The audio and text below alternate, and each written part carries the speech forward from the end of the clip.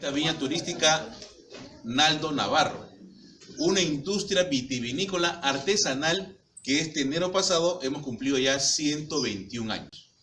Es una de las pocas, muchas gracias, como ven ustedes, es del 1897, es una de las pocas bodegas tradicionales que está quedando en toda la región Ica, ¿correcto? Ustedes están en Sunampe, el distrito se llama Sunampe, la provincia de Chincha, la región Ica, ¿correcto? Entonces ya estamos situados. Lo que vamos a tratar acá en lo posible es reconocer, visualizar lo que de qué se trata una bodega artesanal. ¿Ya? Vamos a tratar de ver eso. La segunda parte va a ser la charla técnica sobre la producción del vino y del pisco, cómo se produce aquí, en esta bodega, el vino y el pisco. Y la tercera parte, degustar o catar el vino. ¿Correcto? Las tres partes fundamentales. Claro, ustedes quieren empezar del final, seguramente, ¿no? No, pero vamos a empezar en orden. ¿Ya? Entonces, en todo caso, ustedes ya han llegado acá a la bodega, han tomado su desayuno. ¿Qué tal el desayuno, más o menos? Está bien. No es bastante. No es bastante ni poco, pero no, lo justo, lo justo. Ya ustedes han ingresado a la bodega, han visto más o menos de qué se trata, ¿no? Fíjense los pisos de tierra, los techos altos, livianos y planos, los envases donde se guardan los vinos son de madera, ¿correcto? Los envases grandes se llaman toneles y los pequeños se llaman pipas o barricas, en ese orden. ¿Por qué tenemos todavía más de 100 años? ¿Por qué tenemos todavía, fíjense, los pisos de tierra, los techos así ¿cómo se llama?, de estera, simples? Fíjense, la temperatura juega un papel importante en una bodega, la temperatura. Aquí en Chincha llegamos más o menos en verano, llegamos a menos de 36 a 38 grados de calor. Es intenso el calor aquí en verano. En invierno, que estamos ya casi, bueno, estamos en primavera, pero hemos pasado un invierno después de tiempo muy frío, cosa que no se pasaba, no se estilaba por aquí en esta zona, ¿cierto? La zona, por ejemplo, de Cañete, Chincha, Ica, vamos a hablar de las tres partes fundamentales, es una temperatura alta, ¿cierto? Entonces yo le pongo un piso de cemento elegante, un techo más fuerte, este salón es pequeño, esto va a ser un horno. ¿Quiénes sufren? Sufren los vinos que están depositados en los envases de madera. Hemos tratado en lo posible todavía mantener una bodega artesanal de este tipo antigua, ¿no? Tratamos de que el público ingrese y al menos retroceda en el tiempo, cómo se iniciaba la actividad vitivinícola en esta zona. Si ustedes van a entrar a bodegas grandes van a ver ya tecnología de punta, bueno, van a ver otras cosas. Pero aquí, en este caso, lo que queremos es que el público ingrese y retroceda en el tiempo cómo se inició la actividad vinícola por estas zonas, ¿correcto? Esa es más o menos la idea. Como ven ustedes, las paredes son de adobe, El terremoto del año más o menos de 2007, ya casi 11 años, destruyó la mitad de bodega, la ha destruido, ¿no? Ese día perdimos más o menos 2.000 litros de vino. Entonces, todo eso, hemos comenzado la reconstrucción, se puede decir así, de la parte de adentro hacia afuera. Como ven ustedes, son paredes muy grandes, ¿no? Un capital que tiene que invertirse para poder cambiar toda la estructura de la bodega. Ojalá, pues aquí, a más o menos 5 o 6 años, tengamos una bodega. No la voy a cambiar, eso sí le digo, no lo voy a cambiar, solamente darle una fortaleza, una fuerza en las paredes, ¿no? De repente ladrillos, unas cositas del techo, cambiarle, se supone o se está mirando, se está viendo que lamentablemente aquí, no sé si será mañana o pasado, hoy día nadie sabe, o acá a 10 años, 5 años va a haber un terremoto un poquito más fuerte que el que pasó. Entonces hay que estar atento, pero hay que estar un poquito preparado para eso. Entonces, lo que ven ustedes es una bodega artesanal, tradicional, como antiguamente se estilaba a tener una actividad vinícola. Aquí lo importante son los envases. A veces me pregunta el señor, ¿dónde producen el vino? Desde aquí es un cuartito, un sitio donde no, los vinos se producen en los toneles. Ahí se guardan, los grandes los toneles se van fermentadores y los pequeños, las pipas o barricas son los añejadores. Fermentadores y los añejadores, ¿correcto? Esa es la diferencia en grandes bodegas. Estas bodegas todavía utilizamos las envases de madera, ¿ya? Cada uno tiene más o menos, los redondos tienen 3.550 litros de su capacidad de vino. Allá tenemos 4.700, 4.600. Acá tenemos de 800 litros, allá tenemos de 720 litros. Sumando la capacidad de la bodega más o menos trabaja con 100.000 litros de vino al año y 3.000 litros de pisco al año. 100.000 de vino y 3.000 litros de pisco al año. Es nuestra capacidad. No es mucho ni tampoco es poco, pues, ¿no? Dentro de las bodegas medianas creo que trabajamos, y las bodegas se miden por el litraje que tienen. Bodegas pequeñas, medianas y grandes, en ese aspecto. Entonces, en la primera parte hemos visualizado la bodega, hemos tratado en lo posible de ver de qué se trata una bodega artesanal. ¿Ya? ¿Alguna pregunta hasta acá? Con respecto a los vinos, mayormente, ¿qué tipo de uva puede utilizar? Claro, aquí por ejemplo en la zona de Sunampe donde estamos se cultiva la mayor cantidad de uvas de esta zona, de Chincha, ¿no? Tenemos por ejemplo uva quebranta, uva borgoña, la uva Italia, la uva Malbec, americana, albilla, francesa, moscatel. Hay tipos de uva, pero 3 en cantidad para producir vino en esta zona. La borgoña, que es la negrita, la quebranta, que es la rosada, y la uva Italia, la verdecita. ¿Correcto? Han probado ese tipo de uva, ¿no? Borgoña, quebranta, Italia, ¿no? Son los tipos de uva más conocidas y que tenemos aquí en la zona en más cantidad para producir vino. Tenemos, como les digo, tenemos otras variedades, sí hay otras variedades también, ¿no? Pero hablando ahora de vinos, por ejemplo, del extranjero, vinos de diferentes países, nuestros uvas son diferentes a todos los tipos de uvas que tenemos a nivel mundial, ¿no? Un Sauvignon, Cabernet, Pinot Noir. De repente en bodegas más grandes pues, se pueden cultivar, aquí en Chincha, pero en menor escala. Pero en cantidad, así al por mayor, como se puede decir, tenemos ese tipo de uvas. Pero no se cultivan las uvas, por ejemplo, del extranjero, como le digo, ¿no? Sauvignon, Cabernet, un Pinot Noir, un Tannat, son tipos de uvas del extranjero. Españoles, argentinos, chilenos, ¿no? Son un tipo de uvas diferentes a nuestros tipos de uvas que tenemos nosotros. ¿Se entiende hasta acá, no? ¿Se entiende? La primera parte es visualización de la bodega. ¿De qué se trata una bodega artesanal? ¿Correcto? Pasamos a la segunda parte. Antiguamente, habrán escuchado ustedes de repente, o habrán visto, o habrán participado, no sé, de pisar la uva. ¿Es cierto? ¿Habrán escuchado eso? ¿No? Antiguamente, bueno, en esta bodega hace 30 años que no se pisan uvas, pero siempre se ha pisado las uvas. ¿No? La gente hasta ahorita me dice, señor, ¿todavía siguen pisando las uvas con los pies? No, pues ya no.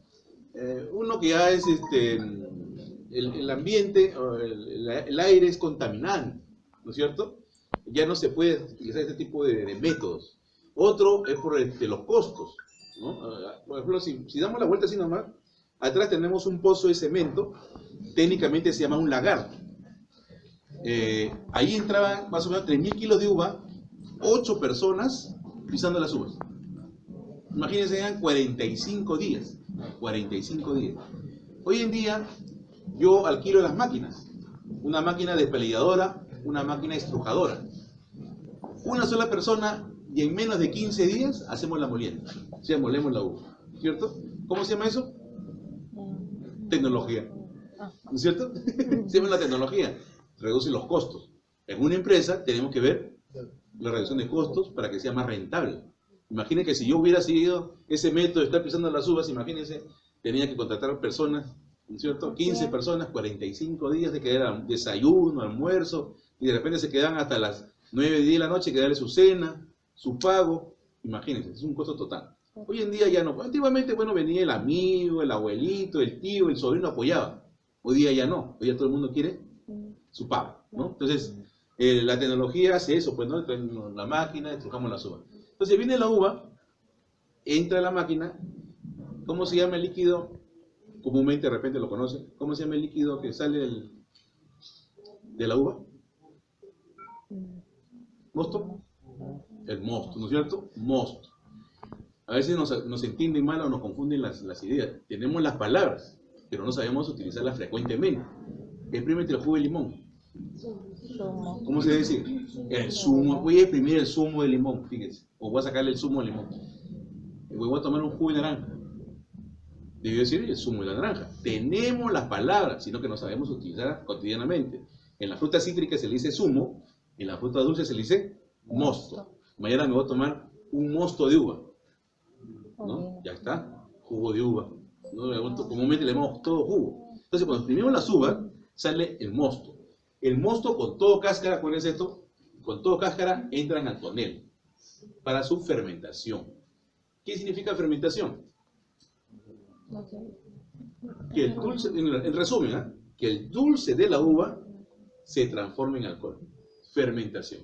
Ahora, pregunto, ¿cómo llega a tener dulce la uva? Voy al mercado, ¿no es cierto? Me he ido al mercado siempre, escojo la uva. Oh, esta está verde, esta está dulce, esta la como. Pero ¿cómo llega a tener dulce la uva? Cuando madura, claro, lógicamente madura, pero ¿cómo llega ya? ¿Cómo se forma el dulce en la uva?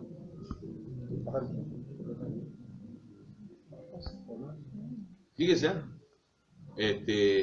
hemos hablado primeramente de la temperatura, ¿no es cierto? La temperatura. En la zona sur del Perú, como le digo, Cañete, Chincha, Ica, la temperatura llega a 38 grados de calor. Es intenso el calor en esta zona. Entonces, a más calor, más dulce la uva, ¿no es cierto? Es el 80% por lo menos de que el racimo tenga todos sus elementos para que fermente solo.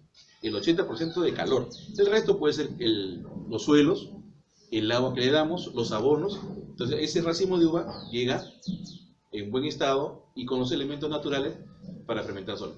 La diferencia entre bodega industrial contra las bodegas artesanales, primeramente es el tiempo. Y segundo, los productos químicos que le pueden echar las empresas grandes con las empresas medianas o pequeñas como este tipo de bodegas. Entonces, ¿dónde trabajamos más nosotros? Trabajamos más en los parrales, en los viñedos, para que la uva venga completo en su sabor, que debe ser dulce, ¿cierto? En la cáscara, que debe estar completa para que fermente eso. Por ejemplo, yo me voy a la parra, por ejemplo, a los parrales o los viñedos, estamos en septiembre, ya tenemos que ir visitando los parrales en diciembre. Voy en diciembre, entro a los viñales, saco un muestreo, un poco de mosto, lo mido con un mostímetro, mido el grado de dulce. En diciembre, aquí llega de 0 a 15, en Chincha llega a 13.5 grados de dulce total. Entonces, en diciembre debe estar entre 8, 8.5 grados de dulce. Diciembre. Regreso nuevamente en enero, debe estar más o menos en 9.5, 10. Voy en febrero, quincena de febrero debe estar en 11, 12. Final de febrero debe estar 13.5, justo para comenzar la vendimia. ¿Yo habrán escuchado? La vendimia. ¿Qué significa la vendimia? La corte de la uva, ¿no es cierto? La vendimia es entrar y cortar la uva. Entonces yo digo, ya tiene 13.5 a finales de febrero. Comienzo a hacer mi programa, en qué momento voy a cortar las uvas, de repente tengo uvas en una zona, uvas en otra zona, entonces hago un programa, primera semana de marzo, segunda semana de marzo y termino la tercera semana de marzo. Hago mi programa para la vendimia. Entonces viene la uva, se estruja con la uva, como le digo. ¿Qué sale de la uva? El monstruo, ¿no es cierto? Acuérdense del monstruo y se acuerdan del monstruo, ¿no? Entonces sale el primo de la uva, sale el mosto, con todo cáscaras, van a los... ¿Cómo se llama estos envases? Adán es su nombre. En la primera sala lo hicimos, lo dijimos. Están todavía dirigentes, están todavía comiendo tamalitos. ¿Cómo se llama? Los toneles. Los envases grandes se llaman toneles. Y los pequeños, pipas o barricas, ¿no es cierto? Sí sabían, no se lo habían olvidado un poquito, ¿no? Entonces, estrujo la uva, sale el mosto, con todo cáscara entran a los toneles para su fermentación. Fermentación significa que el dulce de la uva, fíjense, el dulce de la uva se transforma en alcohol. ¿En cuántos días? En esta bodega fermenta el mosto de la uva en 12 días. Otra bodega puede serlo 13, otra bodega puede serlo en 10, cada uno tiene su programa, su trabajo o su estilo de trabajo, ¿no? Entonces acá exprimimos la uva, con todo cáscara entran a la tonel para su fermentación. Comienza la fermentación, fíjense, el primer momento que yo estrujo la uva, ¿cierto? Ese mosto, ¿cómo debe estar? En el instante. ¿Y qué sabor tiene? Dulce, ¿no es cierto? Debe estar dulce, porque recién lo estoy exprimiendo la uva, entonces lo tengo dulce. El primer día lo tengo dulce. Va fermentando los días, va pasando los días, primero, segundo, tercero, cuarto, quinto día, está desapareciendo el dulce. ¿Por qué desaparece el dulce? Se está transformando en alcohol, ¿no es cierto? Ya va desapareciendo el dulce. Al quinto día tengo un mosto entre dulce y seco, o sea, sin dulce, un semiseco, ¿correcto? Y si lo dejo correr hasta los 12 días, ese mosto está, ¿cómo debe estar? Sin dulce, ¿no es cierto? Debe estar seco. Entonces aquí ya yo producí los vinos dulces, los vinos semisecos y los secos. Pero ¿cómo hago para que no se me vaya, para que no se me vaya el dulce natural de la uva de ese momento? En el primer instante que yo pruebo la uva, yo quiero sacar, por ejemplo, un mistela, un jugo de uva, dulcecito de ese tipo de uva, corto la fermentación paralizo el proceso de fermentación con el pisco. ¿Qué hace el pisco? El pisco paraliza el proceso de fermentación y obtengo, por ejemplo, un mistela, un jugo de uva verdadero, original. ¿No es cierto? Porque ese señor me dice, señor, ¿y cómo sale el dulce? No, el vino dulce, le echo un poquito de azúcar y listo. No, pues, no sería vino. ¿No es cierto? No sería vino. Entonces, cortamos la fermentación con el pisco. En otro envase, estrujo la uva en el mosto, lleno mi envase y quiero hacer un vino, por ejemplo, un semiseco borgoño. Lo dejo correr hasta el quinto o sexto día más o menos, paralizo el proceso de fermentación con el pisco y obtengo los vinos semisecos, ¿no es cierto? Tengo un vino semiseco, entre dulce y seco. ¿Ah? Ahí ya paralicé el proceso de fermentación, pero yo quiero hacer un vino seco, que no tenga nada de dulce. Lo dejo correr normalmente los 12 días, no le echo nada y solito va a fermentar. ¿Por qué fermenta solo? Porque tiene el dulce exacto para que fermente solo.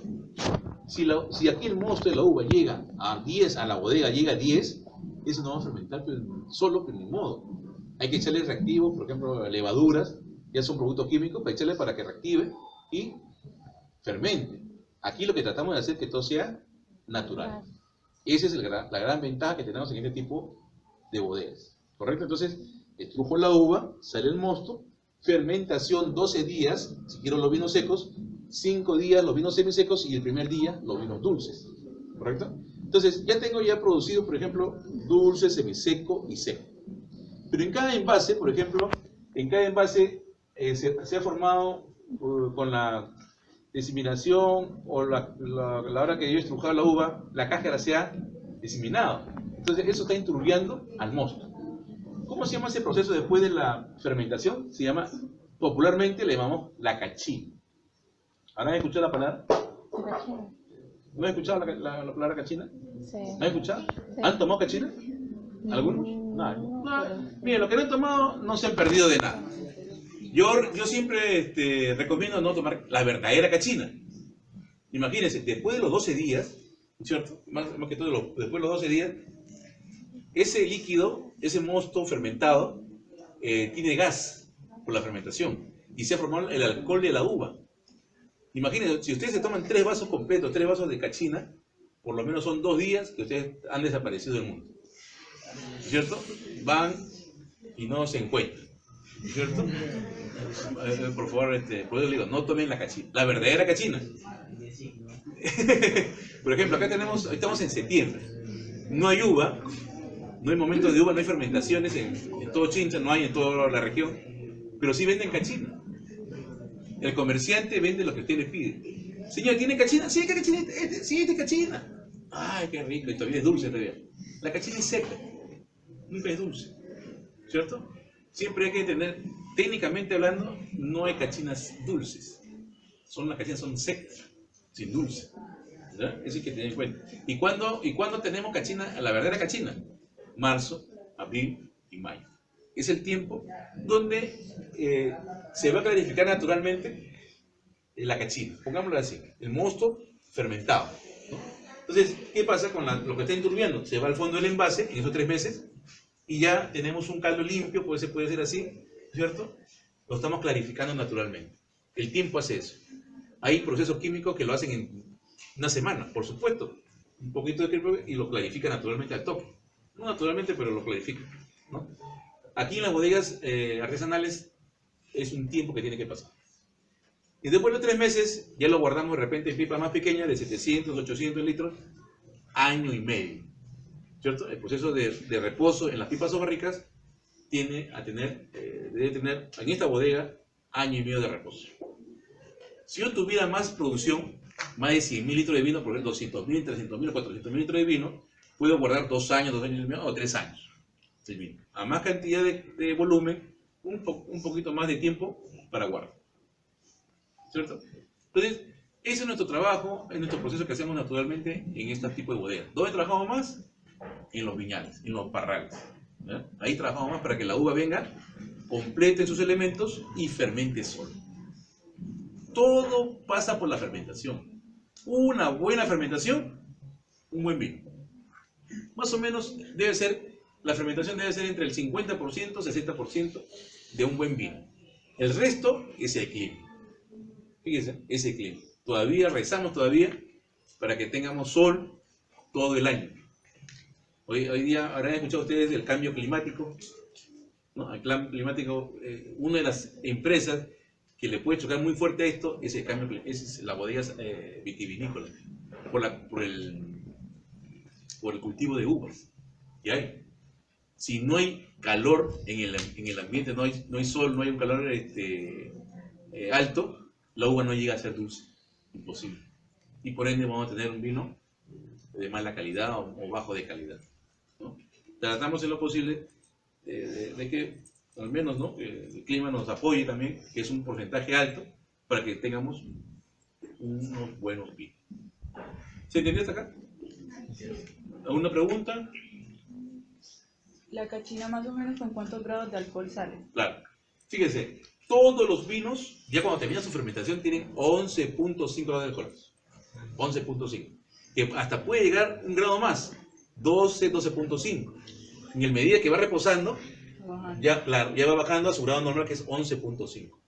¿Cierto? Entonces, como le decía, si ustedes toman la cachina, ¿no?, la verdadera cachina, por lo menos 2 vasos completos, son 3 días o 2 días que ustedes desaparecen del mundo.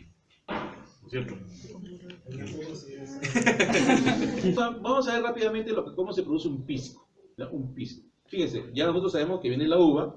Las uvas piqueras son las uvas quebranta, la uva Italia, ¿no es cierto? Son las uvas que existen aquí para hacer pisco. La uva quebranta y la uva Italia. Viene la uva, se estruja la uva y fermenta el mosto de ese tipo de uva, con toda cáscara. Lo dejamos correr hasta los 12 días de fermentación. Vino seco, o cachina seca. No vino, todavía no es vino, cachina seca. Eso lo dejamos 3 meses. Marzo, abril, mayo, junio, podemos destilar.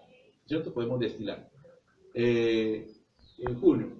Lógicamente que la nomenclatura de pisco significa más o menos cómo se produce el pisco en la nomenclatura peruana. Es los mostos frescos de uva. Fíjense, mostos frescos de uva. ¿Qué significa eso? Yo puedo destilar por lo menos 3, 4, hasta los 6 meses. 6 meses después de fermentación. Puede ser marzo, abril, mayo, junio, julio. ¿Cierto? Para producir pisco. Yo tenía mi alambique acá, ¿no?, que con el terremoto se pujito. Que vamos a ver, por favor, a ver si para que... Es un vapor, ¿no es cierto? El vapor. Entonces, igual acá, esta pala entra más o menos 600 litros de cachina. Recuerden eso, 600 litros de cachina.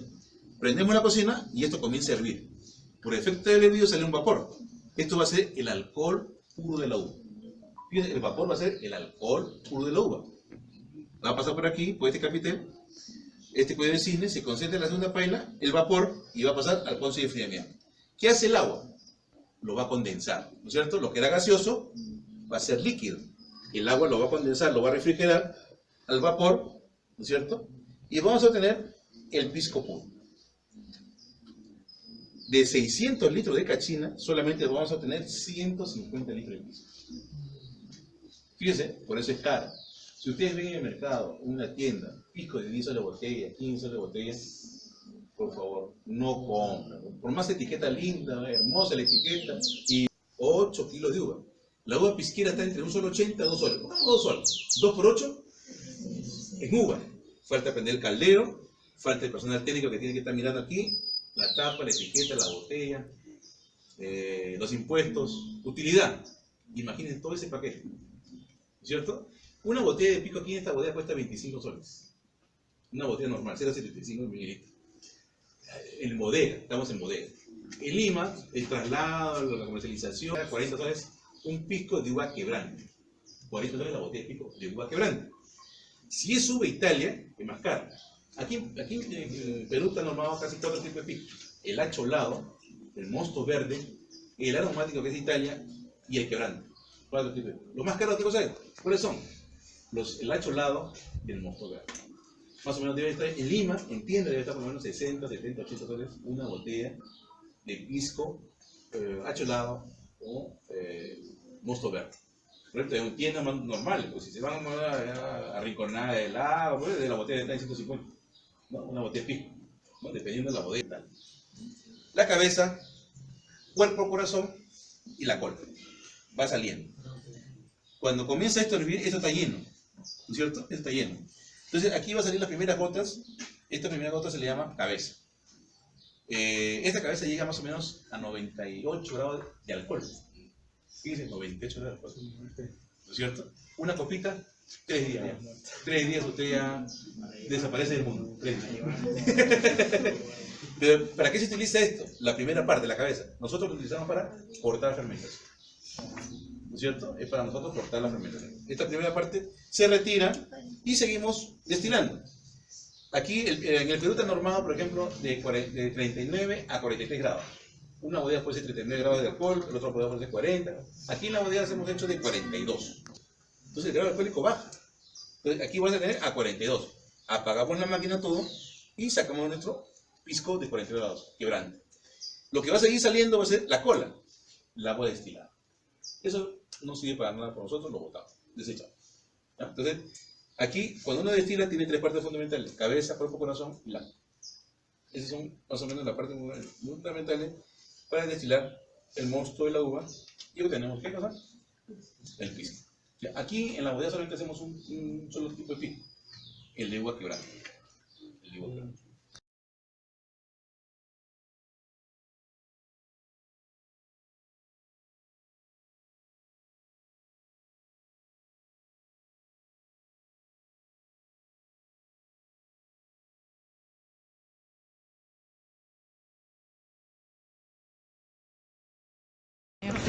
Bueno, un orgullo tenerlos a ustedes acá como visitantes y qué bueno que hayan elegido Tabernero. Van a aprender lo que es vitivinicultura nacional, ¿ya? Tabernero es una empresa ya industrializada. Se creó en el año 1897. Eso quiere decir que tiene 121 años, ¿ya? Pero inicia igual que todas las bodegas pequeñas, desde abajo, como se dice. Eso empieza con las pisadas de las uvas, ¿ya?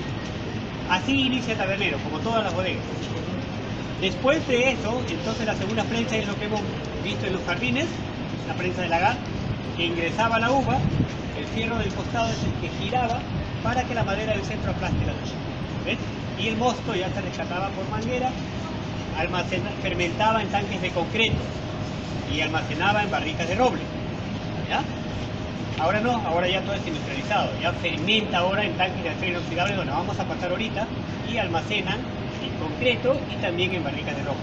Muy diferente, ya las barricas de roble lo usamos solo para los vinos reserva. ¿Ya?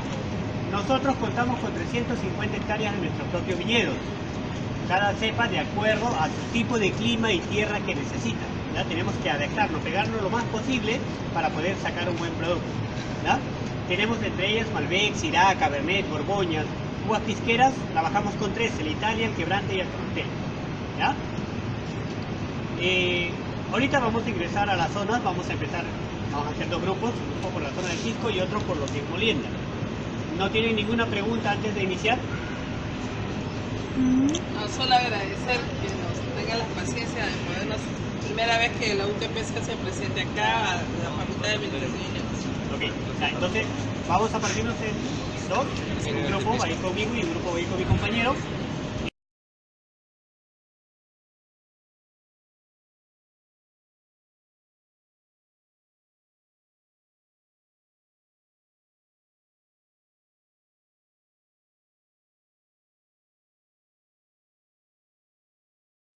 Nosotros nos encontramos en Chincha y en Nazca. Y bueno, este hotel se viene operando ya hace muchos años a través de las acciones de Casa Andina. La marca que nosotros tenemos, bueno, en Casa Andina tenemos 3 marcas. Tenemos la marca estándar, que viene a ser un hotel de 3 estrellas, la marca Select, que es de 4 estrellas, y la marca Premium, que es de 5. Este hotel, si bien tiene una categoría de hotel para el Ministerio de Turismo como 4 estrellas, se maneja en Casa Andina como una marca estándar que vendría a ser de 3.